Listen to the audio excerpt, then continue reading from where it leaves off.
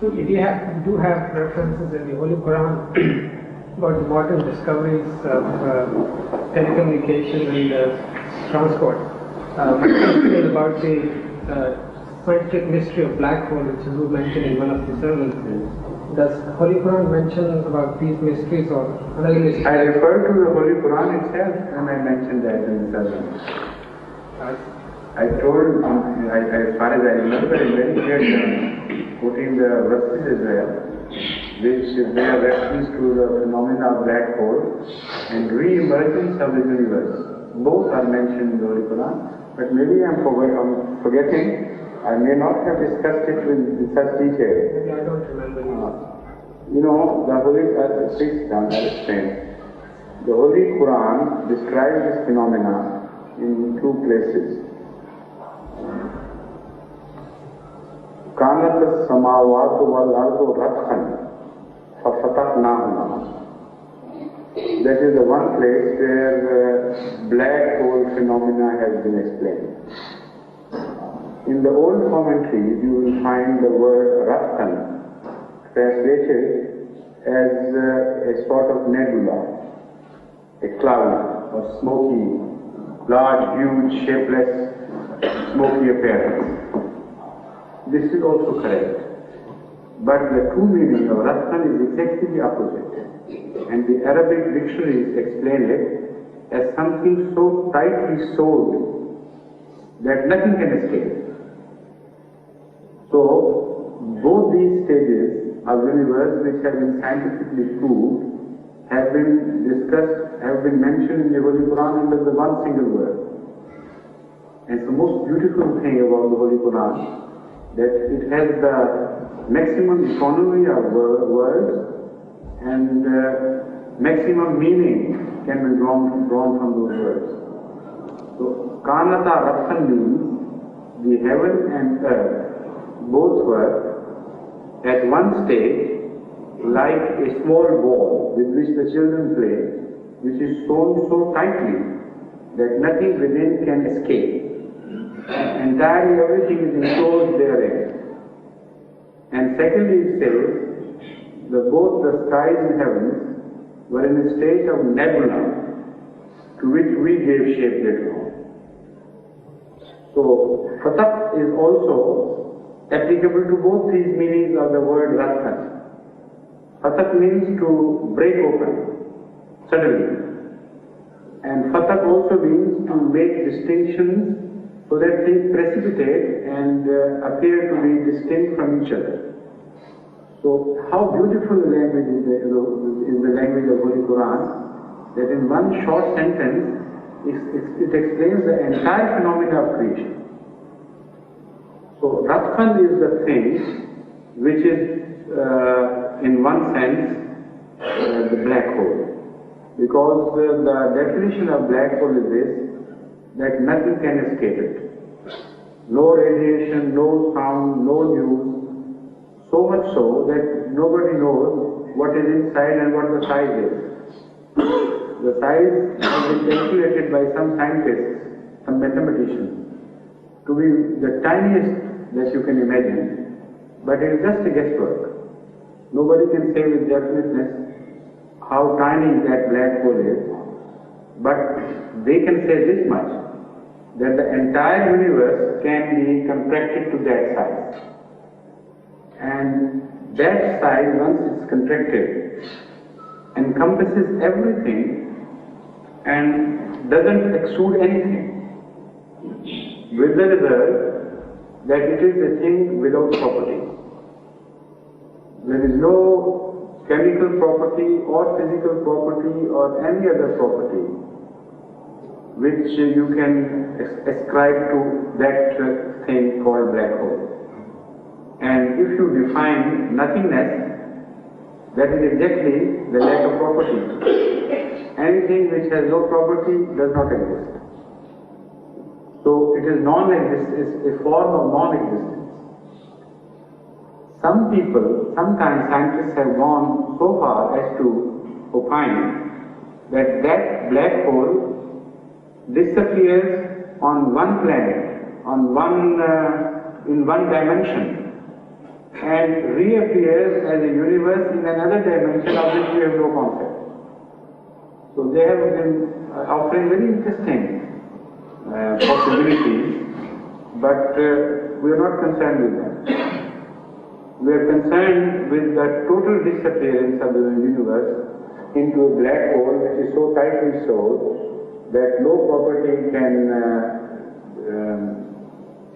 be observed from outside or permitted to be observed from outside. Then the Holy Quran says in another verse, mentions the phenomena of recreation of the universe, and also the phenomena of its disappearance. Now first it is mentioned as disappearance. It says that Kanata Madri Yomanati Sama Katayis Sijil Lil Kutub. And the second verse is about egg, right hand.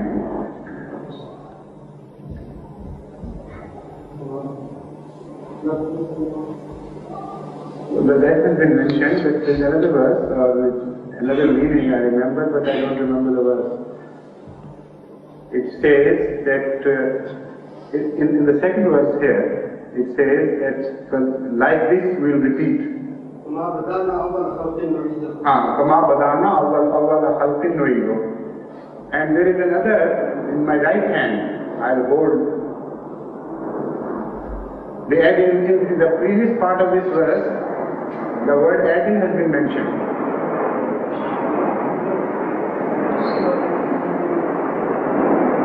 As if I'll have the universe wound round my hand, my right hand. Huh? No, that's different. In this context, you remember the verse preceding this?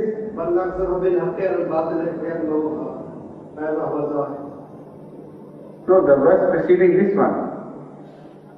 Yomadati Sama Katayis Sijil Lil Kutub.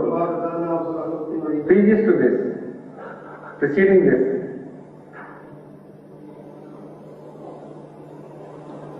Anyway, this part, even this part will serve our purpose.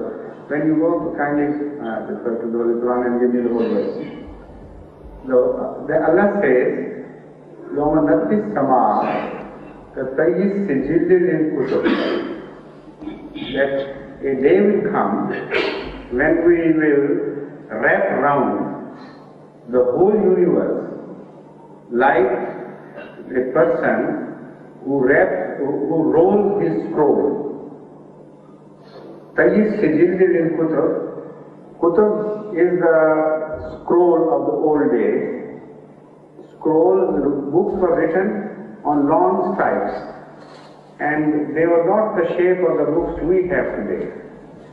They were long stripes which were rolled like a film. So the Holy Quran says that a time would come when we will roll the whole universe. Katayis Sijil Lil Kutub. It will be rolled and packed into a small size, but the phenomena is mentioned as rolling, like a film, like ordinary picture film. It is rolled. It is exactly the same phenomena as mentioned. That I know. That is a different verse. I've got that in mind, but I'm not referring to that at presently. So this phenomena, if you study the phenomena of a black hole coming into being and look at the pictures which have been created by scientists, you will be surprised that when the binary stars collapse onto each other, or one part of the binary star begins to shift on the other, and then it turns into a dwarf, and that dwarf collapses into, ultimately, into a black hole. This whole phenomena in these various stages has been described by scientists. And in the last stage, they say that when the matter from outside world is detected by a black hole, it does not fall in any other way but like a sheet. And that sheet does not strike directly, but gets rolled around, exactly as the Holy Quran has described this phenomenon. It's most fantastic thing, the Holy Quran is. A beautiful picture has been created by scientists, and it is manifested in the scientific magazines and books. For anybody to see that illustrated by a scientist. This verse is exactly the picture of what happens according to the knowledge of the advanced scientists today. Then it says, Kama Badana. The verse is Awwala Khalqin Nu'idu. Now this is again a most beautiful part of this verse. It says that this has happened before, and we brought you into creation, Kama Badana. So we are talking of the end, which was once, but there was a beginning to it. And we are just discussing the end. We will repeat the same phenomena, and that universe which has disappeared by the process of ruling will ultimately reappear. So we don't know how many times the universe has been wound round in sheets, in the form of sheets, and disappeared into black holes. But we know that this has happened before according to the Holy Quran, and the scientists are now conjecturing their possibility. They don't know it yet. But they know that this universe can go into nothingness again. The whole universe.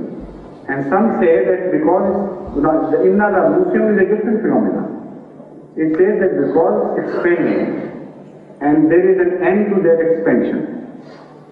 And ultimately it will reach a stage where it will start recontracting. And when it begins recontracting, then there is a greater possibility of a large black hole forming, which are already, many black holes are forming already. So they are getting together, and the black holes have to become so powerful as to reabsorb the entire universe ultimately. So in those two short verses, Allah has described the whole phenomenon. Perhaps I couldn't mention that in such detail in sermon because most of the audience are not scientific minded and they can't absorb all this. So, but I mentioned this briefly.